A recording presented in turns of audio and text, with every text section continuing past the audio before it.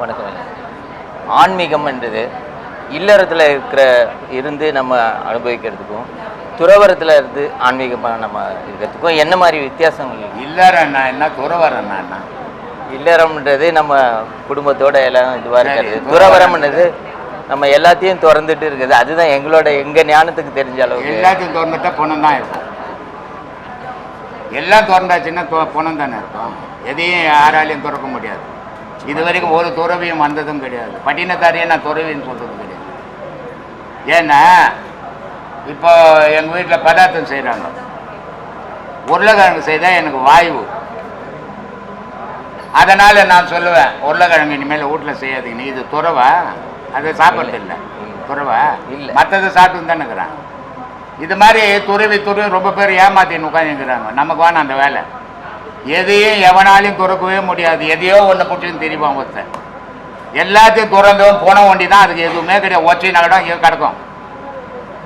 என்ன துறவின்னு ஒருத்தன் கிடையாது. எதையுமே இருந்த இடத்துலேருந்து சாதிக்கணுமே தவிர ஓடி போய் நீ பொண்டாட்டி புள்ளுக்குள்ளலாம் கட்டிட்டு சோறு போட முடியலன்ட்டு நான் துறவியாக போகிறேன் எங்கன்னா போய் உட்காந்துக்கின்னு கடவுளை தேடுறேன்னு முடியுமா?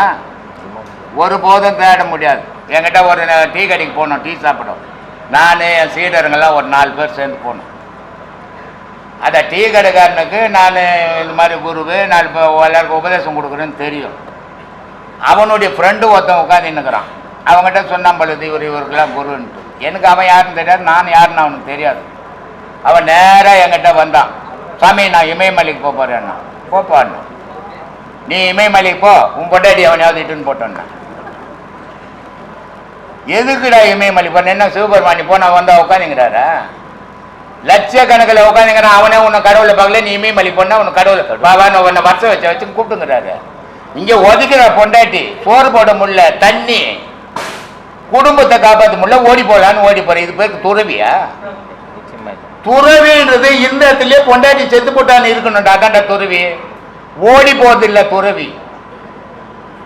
எந்த இடத்துல இருக்கிற ஒரு பெரிய மாளிகை இந்த வீடு இருந்ததுன்னா கூட இந்த வீடு எந்த யாருன்னா ஒன்னா எடுத்துக்கணும். அதான் துறவி. என் புள்ள இருக்குது, இது என் புள்ள நினைக்காத துறவியா இருக்கணும். அங்கேயே விட்டுட்டு ஓடு போறது துறவியில். அது பயம்.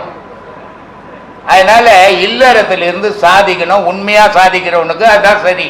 ஆனா அந்த போலி வேஷம் போடுறவனுக்கு காவி கீவி மாட்டிக்கின்னு தெருவெல்லாம் இது மாதிரி உத்ராட்சங்கள்லாம் கட்டிக்கின்னு நிறைய உத்ராட்சம் கட்டின உடனே ஒன்றும் சிவபெருமான் அந்த உச்சந்தல்ல உட்காந்து இந்த மாதிரி சில பேர் சுற்றி நிற்கிறது. ஏன்னா இதெல்லாம் ஒரு அடையாளங்கள். நான் கடவுள் பக்தருங்க உத்ராட்சம் போட்டுக்கன்னா அது ஒரு கொட்டை, மாங்கொட்டை ஒன்று 4 கட்டி விட்டுங்கன்னா இன்னும் நல்லா பெருசு பெருசாக இருக்கும். இதெல்லாம் அடுத்தவனுக்கு அடையாளம் காட்டின்னு தெரிகிற வேலை. நீ போனீன்னா உண்மையா யாருன்னு தெரியக்கூடாது. இப்போ இல்லை, இப்போ நீ என்ன பண்ணுவ? என்ன யாருமே அடையாளம் தெரியக்கூடாது, நீ மட்டும் தாடி வச்சுக்கிட்டு கொட்டை வச்சுக்கிறியன்னு சொல்லுவேன். கேப்ப இல்ல? இல்ல கேப்ப மனசுல வருது. அதான் இங்க சொல்லுத வருது. ஆனா நான் ஏன் வச்சுக்கிறேன்? நான் இவ்வளவு பேர்ல நான் வேறுபட்டு இருக்கணும், அதுக்காக இதை வச்சுக்கிறான். ஏன்னா கடவுளுக்கும் இந்த மயிருக்கும் சம்பந்தமே கிடையாது. கடவுளுக்கும் மனசுக்கும் தான் சம்பந்தம், கடவுளுக்கும் கொட்டைக்கும் சம்பந்தம் கிடையாது. அதனால கடவுளை எப்பவுமே இருந்த இடத்துல தேடணுமே தவிர ஓடி போய் தேடுறான்னா அவன் குடும்பத்தை ஆட்ட முடியாது, பயந்து ஓடுறான். 3 விஷயம் தான் இருக்குது. ஒன்று கடன் வாங்கி தூண்டு கொடுக்க முடியாது, ஓடி போகணும். இல்லை பொண்டாட்டி புள்ள குட்டிங்க தொல்லை உதப்பட்டு சாக முடியாமல் ஓடி போகணும்.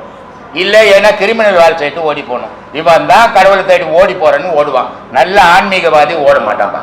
சாமி, என்னோட கேள்வி என்னன்னா சாமி, தர்மத்துக்கும் கர்மத்துக்கும் என்ன டிஃப்ரென்ஸு? நம்ம எப்படி தர்மம் பண்ணணும், என்ன மாதிரி இருக்குது, அது எனக்கு தேவைப்படும், கற்றுக்கணுன்ட்டு இருக்கிறேன் சாமி. குழந்தைக்கும் பெரியவங்களுக்கும் என்ன வித்தியாசம்? குழந்தைங்களுக்கு அறிவு கம்மியாக இருக்கும். சரி. பெரியவங்களுக்கு எல்லாமே அறிவு பின்ன உலகம் என்ன இருக்கு. எப்படி அந்த குழந்தைக்கு மட்டும் அறிவு கம்மியாகுது, பெரியவங்களுக்கு மட்டும் அறிவு ஜாஸ்தியாச்சு? அனுபவம் இருக்கும் பெரியவங்களுக்கு, குழந்தைங்களுக்கு அனுபவம் இருக்காது. இதுதான் தர்மத்துக்கும் கர்மத்துக்கும் உள்ள வித்தியாசம். தர்மம் பண்ணினா அறிவு வளரும். Okay sir. தர்மம் பண்ணினா மனம் சுத்தமாக இருக்கும். கர்மம் பண்ணினா மனம் கருத்து போயிடும். கர்மம் பண்ணினா அறிவு மங்கி போயிடும். தான் இதான் வித்தியாசம். சாமி, இப்போ கர்மம்னா எதுக்கு கர்மம் இதில் வரும்? குழந்தை கால் இல்லாத பொறுக்கும் உனக்கு. இல்லை சாமி, கர்மம் பண்ணுறோன்னு நம்ம எதுன்ட்டு தெரியும்ட்டு சாமி. கர்மம் என்னன்னா எது? இன்னொருத்தனுடைய மனம் துக்கப்படுற மாதிரி நீ நடந்துக்கினா அது கர்மம். சரிங்க சார். இன்னொருத்த மனம் உன்னை பார்த்த உடனே சந்தோஷப்படுற மாதிரினா அது புண்ணியம். சரிங்க சார். சொல்லு. இப்போ நம்ம தர்மம்னா எந்தெந்த மாதிரி தர்மம் பண்ணணும்? நீ எதை ஒன்றாலும் பண்ணலாம், உன்னையே கூட தர்மம் பண்ணலாம் கோவிலுக்கு. சரிங்க சார். தாசி குலம்னு ஒன்று இருந்து தெரியுமா? தெரியும். ஆதியில் இல்லை சார் எனக்கு. ஒரு பெண் குழந்தைய ஒரு கோவிலுக்குன்னு விட்டுடுவாங்க. சரிங்க. ஒரு வீட்டில் மாடு வச்சுருப்பான், கோயிலுக்குன்னு விட்டுடுவாங்க. ஒருத்தன் லேண்டு வச்சுருப்பான், கோயிலுக்குன்னு எழுதி வச்சுருப்பான். இதெல்லாம் தர்மத்தில் சேரும். சரிங்க சார். தெரியுமா? அது மாதிரி உங்ககிட்ட என்ன இருக்குதோ, உன்னால் என்ன முடியுமோ அதை கொடுத்தீங்கன்னா தர்மம். அடுத்தவங்ககிட்ட இருந்து உன்னால் எவ்வளோ எடுக்க முடியுமோ அதை எடுத்தீங்கன்னா கர்மம். இதில் எது ஒன்று நீ செய்துக்கோ. சரிங்க சார். ரொம்ப நன்றிங்க சார். சரி. ஒரு 2 மாதமாக தான் உங்களை பார்த்துன்னு இருக்கிறேன். பார்த்தேன். ரொம்ப லேட். நேற்று நைட்டு கூட பார்த்தேன். ரொம்ப லேட் பண்ணிட்டியா? லேட் பண்ணிட்டேன். நேற்று ராத்திரி இங்கே கூட எல்லாரும் இந்த ஊர்லேருந்து வந்தவங்களாம் பார்த்தாங்க. இல்லை, நேற்று கூட நீங்கள் பார்த்தாங்க, வீடியோவையும் பார்த்தாங்க. அது ஆனால் 2 மாதமும் பார்த்துன்னு இருக்கிறேன். சரி. திருவண்ணாமலை கிரிவலம் போகிறாங்கல்ல, சரி. அதனுடைய பலன் என்ன? நான் போனது இல்லை, அதனால எனக்கு அது பலன் தெரியாது. சரி. தண்ணி அடிக்கிறவனை போய் தண்ணி அடிச்சா எப்படி இருக்குன்னா அடிச்சவனை கேட்டால் தான் தெரியும். அடிக்காதவனை போய் எப்படியா இருக்கும் போதுன்னு கேட்டால் எப்படி சொல்ல முடியும்? அது மாதிரி நான் போய் கிரிவலம் வரல, என் தலைவலம் தான் நான் வர்றது. அதனால் அதை பற்றி எனக்கு தெரியாது, நான் அது பேசுறதும் கிடையாது. அது அவங்கவுங்க மனசை பிடிச்சதுப்பா. முதல்ல இவனுக்குள்ளே இவன் சுற்ற முடியாது, அதனால் ஊர் சுற்றி கிடக்கிறான். வேற என்ன இல்லை வித்தியாசம் சொல்லு? போகிற வரதெல்லாம் வேடிக்கை பார்க்கலாம் இல்லை? கிரிவலம் போகும்போது கொஞ்சமாக ஜனமாக போகுது. ஒரு ஜாலியாக பொம்பளை மேலே போய் ஒவ்வொரு இடி இடிக்கிறான், இந்த பக்கம் ஒரு இடி இடிக்கிறான், போலீஸ்கார லட்டியில் 4 போடுறான். அதான் நடக்குது அங்கே. அப்புறம் என்ன கிரிவலம்? அது ஜாலிக்கு போயின்னுக்கிறான். சாமி கும்பிட்டு வைப்போனா பின்ன அப்புறம் கிரிவலம் புலிவலம்ன்ற சொல்லு சாமி. போயிட்டு வந்தீங்க, அதான் அவள்தான் போ, டெய்லி போ. உன்னை யார் வானான்னு மாதத்துக்கு ஒரு நாள் பௌர்ணமி சுற்றாதீங்க, டெய்லி சுற்றினீங்களா? இப்போ ஒரு சுற்றினா மயக்கம் வராது, தொடர்ந்து சுற்றினா ஒரு மயக்கம் வரும், தன் நிலையை மறப்போம். அது மாதிரி டெய்லி கிரிவலம் வந்தீங்கன்னா ஒரு மாற்றம் வரும். மாதத்துக்கு ஒரு நாள் சுற்றத்தால் தெளிஞ்சிடுவீங்க, ஒன்றும் பயன் இருக்காது. டெய்லி சுற்றுங்க, அதனால பலன் உண்டு. சரி, ரொம்ப சந்தோஷம். அதான் சரி, 2 மாசமாக தான் உங்களுக்கு பார்த்துருந்தேன். இதை விட்டுடு, இது பெரிய கஷ்டம். இது இல்லை, அது இன்னைக்கு தான். ஆமாப்பா, உண்மையாக சொல்கிறேன் நான். இந்த பாடம் ரொம்ப கஷ்டம். இது அவ்வளோ ஈஸியாலாம் செய்திட முடியாது. இது எல்லாத்தையும் வெறுக்கிறவனுக்கு தான் இது வாட்டப்படும். எல்லாம் ஓனன்றவனுக்கு இது ஒத்து வராது. மனசை கூட்டமாக போகும்போது ஒரு சந்தோஷமாக இருக்கும், ஒரு ஜாலியாக இருக்கும். அதனால் அதை செய்யுங்க. அதை விட்டு போட்டு கட்டாயத்துக்கு இதில் இதையும் செய்ய முடியாது அதையும் செய்ய முடியாது கேட்டாதீங்க.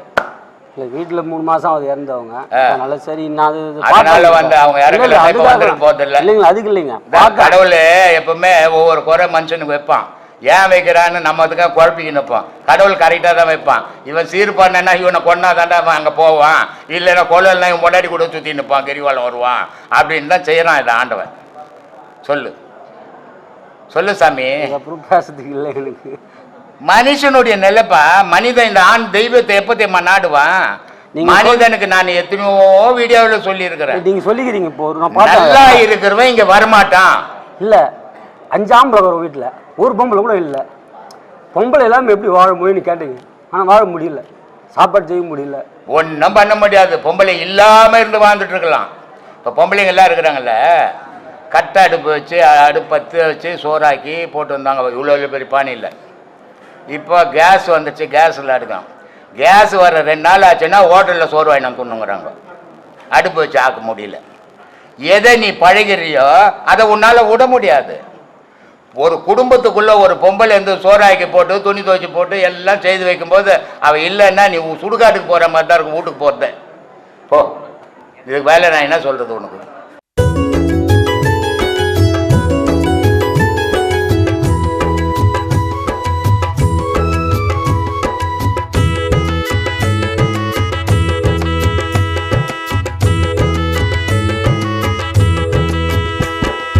நல்ல காலம் பொறந்துடுச்சு நமக்கு, நல்ல காலம் பொறந்துடுச்சு நமக்கு.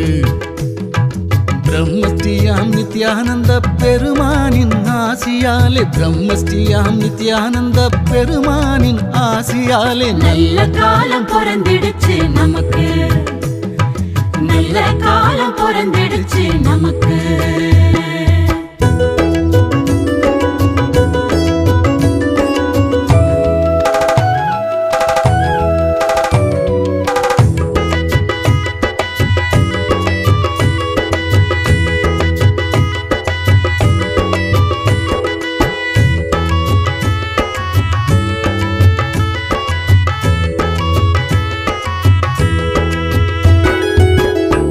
வந்தோம் உள்ளத்திலே திருப்பம் வந்தது, கூடி வந்தோம் குடும்பத்திலே குறைகள் தீர்ந்தது.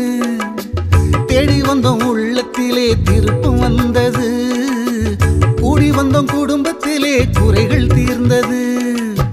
நாடி வந்தோம் சாமியினை நன்மைகளும் வந்தது, நாடி வந்தோம் சாமியினை நன்மைகளும் வந்தது.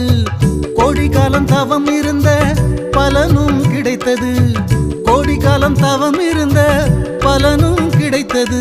பூமி எங்கும் சுத்துதுங்க சாமியோட பேச்சு, போலி வாக்கம் பற்றி தங்க உலகம் முழுக்க பேச்சு. வாங்க வாங்க